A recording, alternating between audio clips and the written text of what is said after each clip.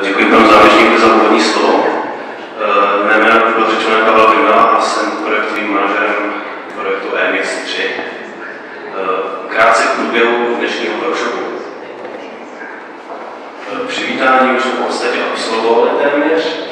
Poté předáme slovo panu Marku Svičalovi z Energetické agentury SAENA. Poté bude následovat diskuze, do které bych byl rád, kdyby se všichni aktivně zapojili. Zajisté toto téma je interesantní. Pokud bude následovat oběd, který bude přesně 12:30 hodin v nedaleké Kolstaženke, všichni jste kolem při příjezdu po pravé straně. A odpolední program je následující. Nejdřív se nám představí Energetická agentura zemí a Energetická agentura NISA, která sedí zde v Mariotále. Poté bude následovat krátká prohlídka kláštera, pak nám pan profesor Reisner představí svůj instrument na benchmark podniků a nakonec přijede paní Doris Graham z Kikonu a představí nám nejlepší projekty v energii pasu, které už byly aplikovány. Poté bude opět prostor k diskusi a pak se s vámi rozloučíme. Mělo by to být zhruba 16 hodin. Proč jsem tento workshop vznikl? Zaslouží si to asi říct něco ohledně projektu EMX3. EMX3 je mix energetických technologií v trojzemí, to je celkový název. A jedná se v podstatě o přeshraniční iniciativu pro využití obnovitelných zdrojů energií, inovativních efektivních zařízení a nástrojů pro zjišťování a realizaci potenciálu úspor energií v budovách a objektech. Jde v podstatě o to najít optimální mix energií, který by se dal pak i nadále udržitelně využívat, jak ve veřejných budovách, tak i v rodinných domcích. Kdo jsou partnery projektu EMX3? Jak už pan závěrečník říkal, lead partnerem je Via Regia občanské sdružení. Za německou stranu je hlavní projektovým partnerem ENO, které převzalo tuto roli po Kreisentwicklungsgesellschaft Leopold-Zittau.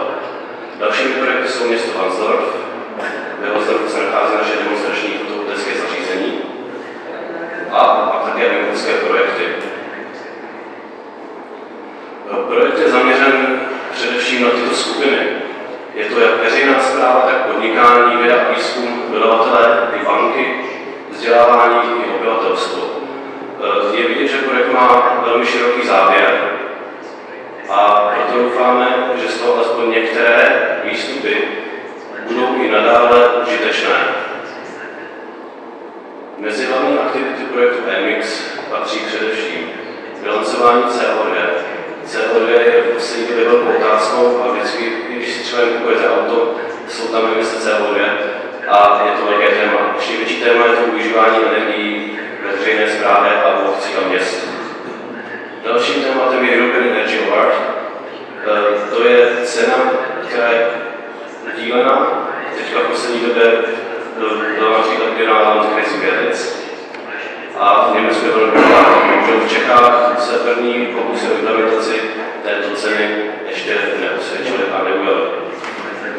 Dalším krokem by mělo být i databáze výrobců a dodavatelů a i plánovačů obnovitelných zdrojů energie a technologických zařízení.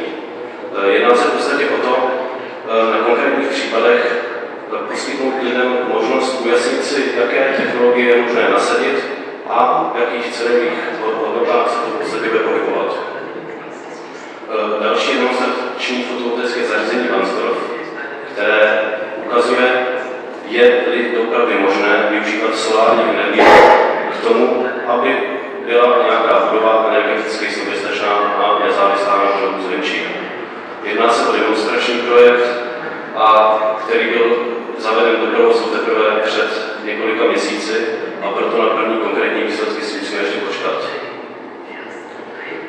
Další důležitým tématem obnovitelných zdrojů je samozřejmě financování. Jaké instrumenty poskytují banky, jaké jsou možnosti dotací a jak vlastně se dlouho budou ty zařízení splácet, to je otázka, která by měla být vyřešena ve studii, která je také řešena v rámci projektu EMX3. A v neposlední řadě tu máme ještě GVP Energy Bus.